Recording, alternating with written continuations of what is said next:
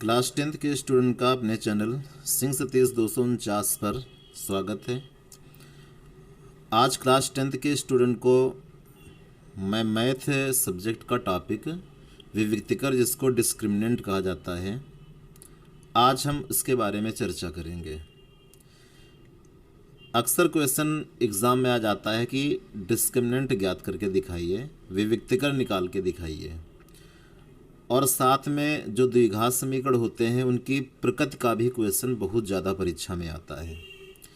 अगर आपने इन क्वेश्चनों को हल करना सीख लिया तो आप 1 नंबर से 3 नंबर तक बड़े आसानी से प्राप्त कर सकते हैं। तो सबसे पहले हम लोग ये देखेंगे कि जो द्विघात समीकरण होते हैं वो होते कैसे हैं, किन्हें द्विघात समीकरण कहा जाता है। एक ऐसा समीकरण जिसकी सबसे बड़ी घात, उसका जो चर होता है, द्विघात समीकरण में कोई भी समीकरण होता है उसमें चर होते हैं और अचर भी पद होते हैं। तो अगर किसी भी चर की सबसे बड़ी घात 2 है तो इस प्रकार के जो समीकरण होते हैं वो द्विघात समीकरण कहलाते हैं। जैसा कि हमने कॉपी में लिखा है ax² bx + c = 0। इसमें हम ये पाते हैं कि ये एक ऐसा पद है जिसमें x की घात कितनी है, 2 है, और ये एक ऐसा पद है जिसमें जो x लिखा उसकी घात कितनी, 1 इसमें साइलेंट रहता है। तो जो सबसे बड़ी घात है वो इसकी कितनी है, वो 2 है। घात को हम लोग डिग्री कहते हैं, और कभी कभी ये भी पूछ लिया जाता है कि दिए गए समीकरण की डिग्री बताइए। तो आप उस समीकरण में देखना कि उसकी सबसे बड़ी घात क्या है। जो सबसे बड़ी घात होती है उसी को हम लोग डिग्री कहते हैं, तो डिग्री भी पूछा जाता है। तो इस प्रकार से हमने ये समझा कि अगर सबसे बड़ी घात 2 है तो फिर वो समीकरण द्विघात समीकरण यानी कि क्वाड्रेटिक इक्वेशन कहलाता है। तो ये जो सामने लिखा हुआ है ये द्विघात समीकरण है। अब द्विघात समीकरण में जो x² का गुणांक होगा उसे a कहेंगे, x गुणांक होगा उसे b कहेंगे, और सबसे लास्ट में लिखा रहता है अचर पद।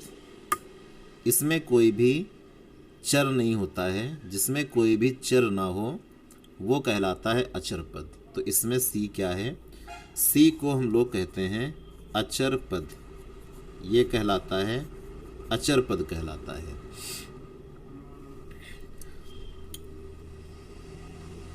द्विघात समीकरण में हम b² - 4ac का मान निकालें। तो जो b² - 4ac का मान आता है उसी को हम लोग कहते हैं विविक्तिकर कहते हैं। ये कहलाता है विविक्तिकर, डिस्क्रिमिनेंट कहते हैं इसको। आप अच्छी तरीके से समझ लें कि a b c क्या होता है। x² का गुणांक a कहलाता है, और x का जो गुणांक होता है उसे हम लोग b कहते हैं, और जो अचर पद होता है किसी भी समीकरण में अचर पद c कहलाता है। अचर पद को हम लोग c कहते हैं। तो अगर हम b² - 4ac की वैल्यू निकाल लें तो जो वैल्यू प्राप्त होती उसी को विविक्तिकर कहा जाता है। और कभी भी विविक्तिकर निकालने के लिए आएगा तो हम b² - 4ac फार्मूले को यूज़ करेंगे और हमें पता चल जाएगा। लेकिन अगर मान लीजिए कि कोई समीकरण दिया, उसमें मूलों की प्रकृति के बारे में पूछ रहा है, तो मूलों की प्रकृति को निकालने का भी फार्मूला होता है। हम फार्मूले को समझ लेंगे और मूलों की प्रकृति को बहुत आसानी से बता सकेंगे। आप b² - 4ac की वैल्यू को निकालिए, और अगर वो 0 से बड़ी आती है तो फिर जो द्विघात समीकरण है उसके जो मूल होंगे वो भिन्न भिन्न होंगे और साथ में वास्तविक होंगे। इस प्रकार से मूलों की प्रकृति को बता ले जाएंगे कि मूल भिन्न भिन्न और वास्तविक।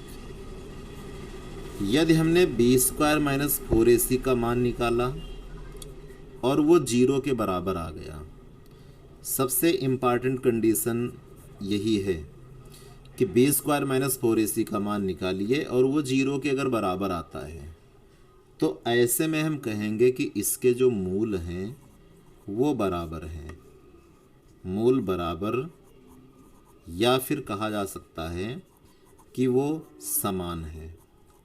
या तो आप मूल बराबर कहिए या फिर समान कहिए। और थर्ड केस इसका ये है, 3 केस मिलेंगे मूलों की प्रकृति के लिए।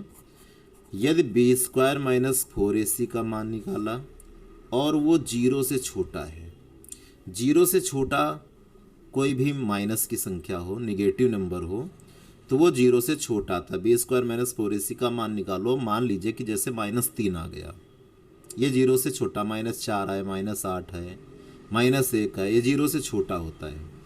तो ऐसी दशा में जो मूल होते हैं हम कहेंगे कि मूल वास्तविक नहीं है, मूल वास्तविक नहीं है, ये हम कहेंगे। या फिर ऐसा भी कहा जा सकता है कि अगर मूल वास्तविक नहीं है तो फिर हम कहेंगे कि वो काल्पनिक है। तो 2 बातें कह सकते हो कि मूल वास्तविक नहीं है, या ये भी कहा जा सकता है कि दिए गए समीकरण के जो मूल हैं वो काल्पनिक होते हैं। आप लोग सोच रहे होंगे कि ये मूल क्या होते हैं। तो मूल में आपको कंफ्यूज होने की कोई ज़रूरत नहीं है। जो द्विघात समीकरण होता है वो मान लीजिए कि x में है, या कोई द्विघात समीकरण अगर y में दिया है, तो जैसे मान लो कोई द्विघात समीकरण x में दिया है, जैसा कि हमने ऊपर लिखा था कि एक्स स्क्वायर प्लस में bx प्लस में c इक्वल टू 0, तो ये द्विघात समीकरण किस में, x में है। तो यहाँ पे x के कितने मान प्राप्त होंगे, 2 मान प्राप्त होंगे। तो ये जो 2 मान प्राप्त होते हैं इन्हीं को हम लोग मूल कहते हैं। यानी किसी भी समीकरण में जो वैल्यू प्राप्त होती हैं, चर की जो वैल्यू प्राप्त होती हैं, वही वैल्यू क्या कहलाती हैं, मूल कहलाती हैं। आपको इससे परेशान होने की ज़रूरत नहीं है। अब हम कुछ एग्जाम्पल लेते हैं। ये बातें आपको समझ में आ गई होंगी कि अगर विविक्तीकरण निकालना है तो B square minus 4ac formula लगाइए, जिसमें कि ए बी सी हमें समझना बहुत ज़रूरी है। ए क्या होता है, एक्स स्क्वायर का गुणांक ए होता है, एक्स का गुणांक बी होता है और अचर पद सी होता है। अगर आपको गुणांक में दिक्कत हो रही है तो गुणांक को हम क्लियर कर सकते हैं। जैसे मान लीजिए किसी ने कह दिया कि 4x स्क्वायर, तो हमसे पूछा जाएगा एक्स स्क्वायर का गुणांक क्या है, तो एक्स स्क्वायर को छोड़ दो, बाकी जो बचेगा वो इसका गुणांक है। यानी हमसे पूछ रहे एक्स स्क्वायर का गुणांक, गुणांक का मतलब होता है किस अंक का एक्स स्क्वायर में गुणा है, तो 4 का गुणा है। तो एक्स स्क्वायर का गुणांक कितना हो जाएगा, एक्स स्क्वायर का गुणांक हो जाएगा 4 कहेंगे। मान लीजिए कि कोई कहता है कि 2xy, इसमें बताइए कि y का गुणांक क्या है। तो अब y को देखिए कि y में किसका गुणा है, तो y को छोड़ दीजिए, y में किसका गुणा है, 4x का गुणा है। तो हम बता सकते हैं कि जो y का गुणांक है वो 4x है। या अगर कोई कहता है कि 4xy में हमें बताइए कि x का गुणांक कितना है, तो x को आप छोड़ दीजिए, x को जैसे छोड़ोगे बचेगा कितना, 4y, यानी x का गुणांक 4y है। तो इस प्रकार से हम गुणांक को ज्ञात कर सकते हैं। तो हमने यहाँ पे कुछ क्वेश्चन लिए हैं जो कि बहुत ही ज़्यादा इम्पॉर्टेंट हैं। इस बार बोर्ड एग्ज़ाम में ऐसे क्वेश्चन के आने की पूरी संभावना है। आपके लिए बहुत ही इम्पॉर्टेंट क्वेश्चन हम यहाँ पे लिए हैं जो कि आपको नंबर दे सकते हैं। जो पहला क्वेश्चन है, द्विघात समीकरण 2x³ minus 4x plus 3 equal to 0 का विविक्तीकर ज्ञात करो और मूलों की प्रकृति भी बताइए। विविक्तीकर हम ज्ञात करेंगे, हम मूलों की प्रकृति भी तुरंत बता देंगे। सबसे पहले जो समीकरण इसमें दिया है वो है 2x³ माइनस में 4x और प्लस में 3 इक्वल टू 0। हमें सबसे पहले a, b और c के मान को नोट कर लेना चाहिए। 2x स्क्वायर है, सॉरी क्यूब नहीं रहेगा यहाँ पे, क्योंकि अगर क्यूब हो जाएगा तो फिर ये द्विघात समीकरण नहीं होगा, क्योंकि द्विघात समीकरण में सबसे बड़ी घात 2 होनी चाहिए।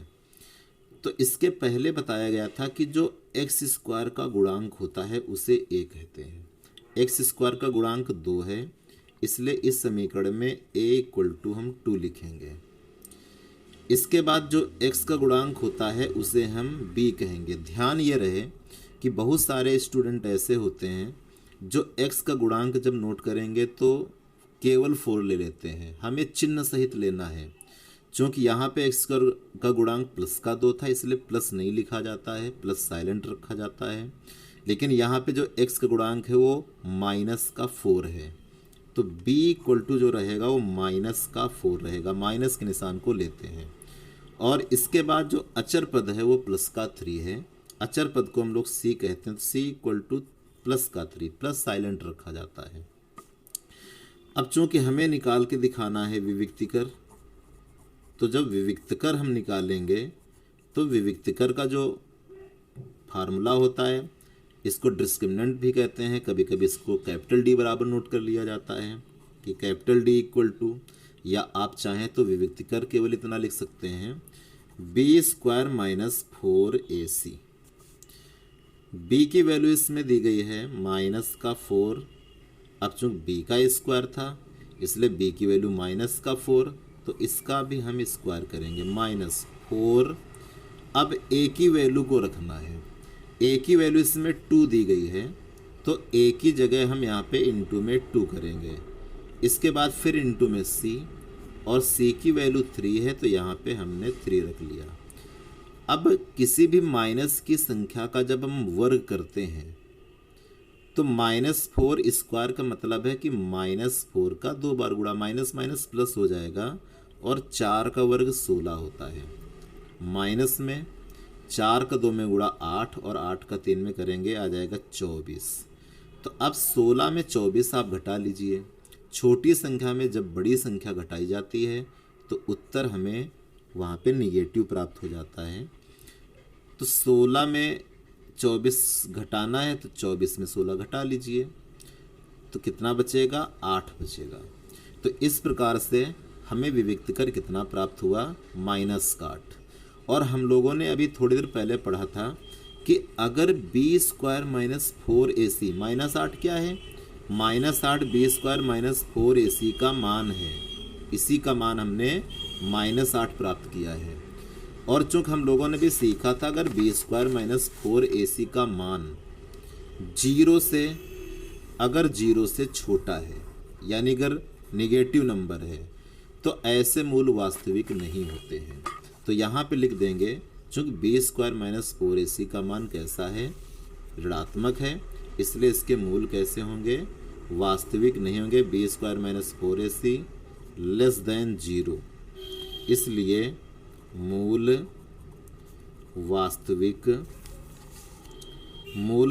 वास्तविक नहीं है। या ऐसा भी लिखा जा सकता है कि मूल काल्पनिक है। तो आपको पहला क्वेश्चन समझ में आ गया होगा। एक और क्वेश्चन सॉल्व करते हैं जिससे कि विविक्तिकर और मूलों की प्रकृति निकालना बिल्कुल आपको समझ में आ जाए, आपका ये टॉपिक कन्फर्म हो जाए, क्योंकि कन्फर्म होना बहुत ज़रूरी है।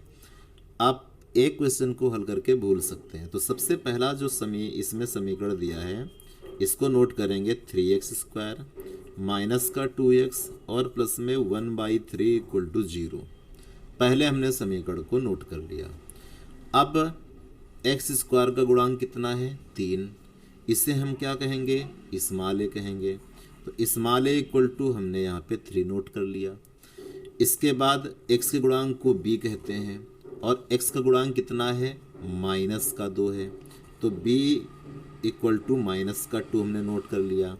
और जो लास्ट में जिसमें कोई चर नहीं होता है, जिसमें कोई x नहीं लिखा होता है, वो होता है पूरा का पूरा अचर पद। तो 1/3 क्या है? इसमें अचर पद है। तो c इक्वल टू हम यहाँ पे 1/3 लिखते हैं। क्वेश्चन में कह रहा था कि सबसे पहले तो विविक्तिकर बताइए। तो जब हम विविक्तिकर निकालेंगे जिसको हम d कहते हैं, तो b स्क्वायर माइनस 4ac, तो b की वैल्यू तो -2 है, तो b की जगह जब -2 रखेंगे तो -2 वर्ग हो जाएगा। -4 a का मान कितना है? 3 है, और c का मान है 1/3। c का मान 1/3, इस 3 से ये 3 कट जाएगा। अब जब -2 का वर्ग करेंगे तो आप जानते हैं कि वर्ग का मतलब होता है उस संख्या का 2 बार गुणा। तो -2 का जब हम -2 में गुणा करेंगे तो माइनस माइनस प्लस हो जाएगा, और 2 का वर्ग करोगे यानी 2 का 2 बार गुणा करोगे तो 4 आ जाएगा। माइनस में यहाँ भी कितना आएगा 4, और 4 में 4 घटाओगे 0 आ जाएगा। तो ये देखा गया कि जो b² - 4ac है उसका मान कितना है, 0 है, या ऐसा कहें कि विविक्तिकर का मान कितना, हमें 0 प्राप्त हो गया। लेकिन चूंकि हमसे पूछ रहा कि यहाँ पे मूलों की प्रकृति क्या होगी, तो मूलों की प्रकृति निकालना, तो b² - 4ac का मान कितना निकला, 0 निकला है।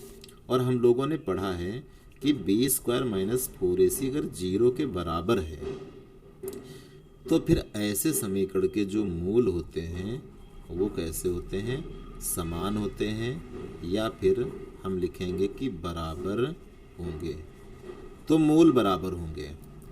उम्मीद है कि आपको विविक्तिकर निकालना और मूलों की प्रकृति निकालना समझ में आ गया होगा। अब इसके बाद लास्ट में जो 2 क्वेश्चन है, यही क्वेश्चन बार बार परीक्षा में पूछे जाते रहते हैं।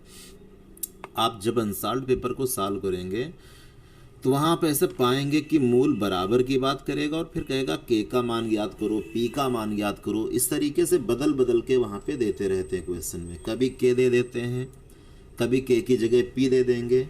तो वो सब एक ही बात होती है, आपको उससे परेशान होने की ज़रूरत नहीं है। समीकरण में है कि निम्न प्रत्येक समीकरण में के का ऐसा मान ज्ञात कीजिए कि उसके 2 मूल बराबर हों। अभी तुरंत हमने क्वेश्चन सॉल्व किया। अगर किसी द्विघात समीकरण के मूल बराबर हैं तो फिर b² - 4ac 0 होता है, और यही कंडीशन दोनों समीकरणों में लगा देंगे, हमें उत्तर प्राप्त हो जाएंगे। तो सबसे पहले जब हम क्वेश्चन को हल करना शुरू करेंगे तो सबसे पहला जो समीकरण है उसमें दिया है 2x² प्लस में kx और प्लस में 3 = 0। हमें सबसे पहले जो k का मान ज्ञात करना है, इसलिए ABC नोट कर लेना चाहिए। x² का गुणांक a कहलाता है, a = इसमें 2 है। x का गुणांक कितना है, x का गुणांक कितना है, k, और x के गुणांक को हम b कहते हैं, तो b = इसमें k दिया है। और इसके बाद जो जिसमें कोई चर नहीं होता वो अचर पद होता है, तो c = इसमें कितना है, 3 दिया गया है।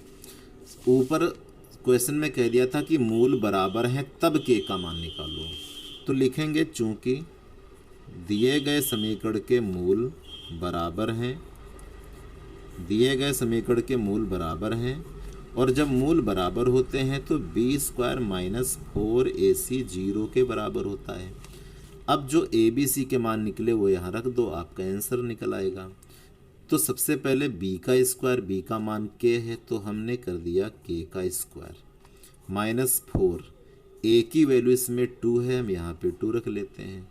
इसके बाद c की वैल्यू रखना, c की वैल्यू 3, हमने 3 रख लिया, और = 0। इसके बाद k² माइनस में 4 का 2 में गुणा 8 और 8 का 3 में गुणा करेंगे, आ जाएगा 24, 0। अब 24 को आप पक्षांतर कर दें, ट्रांसफ़र कर दें बराबर के उधर, तो -24 जब उधर जाएगा तो +24 हो जाएगा, और k² में आ जाएगा 24। तो इस तरीके से k बन जाएगा √24, क्योंकि जब हम वर्ग का इस k² और हमें चाहिए किसकी वैल्यू k की, तो इस वर्ग का पक्षांतर करोगे, तो वर्ग का जब पक्षांतर करोगे तो वो बन जाता है वर्गमूल। तो इसलिए 24 के ऊपर वर्गमूल का निशान लग गया। और इसको हम चाहें तो 4 × 6 लिख सकते हैं।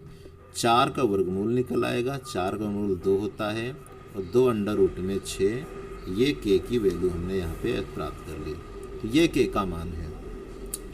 अगला समीकरण एक इसमें और दिया गया है, कह रहा कि इस समीकरण में जो ये k है इसका भी मान ज्ञात करके दिखाओ, जबकि इस समीकरण के भी मूल बराबर ही हैं।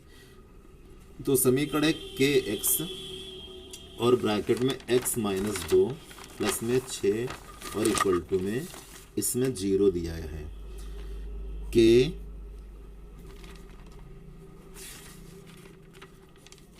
kx x माइनस 2 और प्लस में 6 इक्वल टू 0। इस समीकरण में भी मूल बराबर हैं और k का मान। लेकिन सबसे पहले हम ये देखते हैं कि ये द्विघात समीकरण तो है नहीं, तो ब्रैकेट को ओपन करके हम सबसे पहले द्विघात समीकरण यहाँ पे बना लें। बन जाएगा द्विघात समीकरण। जैसे ब्रैकेट हटाओगे kx का x में गुणा हो जाएगा, तो x और x का गुणा बन जाएगा x स्क्वायर, तो आ जाएगा kx स्क्वायर। kx का जब 2 में गुणा करोगे तो माइनस का 2kx और प्लस में 6 इक्वल टू 0। अब की बार हमने देखा कि ये समीकरण हमें प्राप्त हुआ, और ये देखिए द्विघात समीकरण है क्योंकि एक्स स्क्वायर का पद आ गया, x की सबसे बड़ी घात 2 आ गई, तो ये द्विघात समीकरण हो गया। तो हमें सबसे पहले ए बी सी की वैल्यू नोट कर लेनी चाहिए। ए की वैल्यू क्या होती है? एक्स स्क्वायर का जो गुणांक होता है वही ए होता है। एक्स स्क्वायर का गुणांक यहाँ पे कितना है? के है, तो यानी ए इक्वल टू के।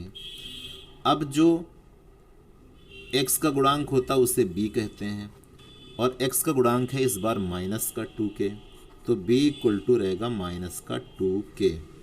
और जो तीसरा पद है वो अचर पद है क्योंकि इसमें कोई भी चर नहीं है, इसलिए c इक्वल टू 6। एक बार फिर हमें कंडीशन मालूम है कि इसके मूल बराबर हैं, तो लिखेंगे चूँकि मूल बराबर हैं इसलिए b स्क्वायर माइनस 4ac ये 0 के बराबर होगा। b का जब वर्ग करोगे तो b का मान है माइनस का 2k, इसका स्क्वायर करेंगे माइनस में 4, a की वैल्यू k है और c की वैल्यू 6 है। तो माइनस 2 का जब वर्ग करोगे तो माइनस का वर्ग करोगे प्लस हो जाएगा, 2 का वर्ग 4 हो जाएगा, और k का वर्ग करोगे तो आ जाएगा k स्क्वायर माइनस में। इसके बाद 4 का 6 में गुणा करेंगे 24 और k बराबर हो जाएगा 0। अब ऐसा करते हैं चूँकि दोनों ही पदों में कुछ कामन हमें मिल रहा है, जैसे कि संख्या में 4 कामन हो जाएगा और k स्क्वायर है और यहाँ पे k यानी k भी कामन हो जाएगा, तो 4k कामन कर लेते हैं। तो यहाँ से तो 4 कामन हो गया, कुछ बचेगा नहीं, लेकिन k स्क्वायर जब k कामन करोगे तो यहाँ पे 2k है, एक k कामन हो जाएगा, एक k बच जाएगा माइनस में। 24 से जब 4 कामन करोगे तो 4 का 24 में भाग करोगे 6 आएगा, 6 बचेगा और k कामन हो चुका है बराबर 0। अब इस 4k को पक्षांतर करो, ये चला जाएगा 0 के नीचे, तो जब वो 0 के नीचे जाएगा तो 0 और अपान में 4k यानी आंसर 0 रहेगा। तो इस तरीके से अगर हम इस माइनस के 6 का पक्षांतर कर दें तो ये बराबर के उधर जाएगा और बन जाएगा प्लस का 6, और इस प्रकार से k इक्वल टू आ जाएगा 6। तो ये आपको 4 क्वेश्चन कराए गए हैं। तो आज आप लोगों ने सीख लिया है कि हम मूलों की प्रकृत कैसे निकालते हैं, विविक्तिकर कैसे निकालते हैं, और अगर मूल बराबर हैं तो फिर हम k का मान कैसे ज्ञात करेंगे, एक अज्ञात राशि रहती है उसका मान कैसे ज्ञात करते हैं। इसके बाद हम आपको कक्षा 10 की मैथ के और भी बहुत सारे इम्पॉर्टेंट टॉपिक सिखाएंगे। Thank you.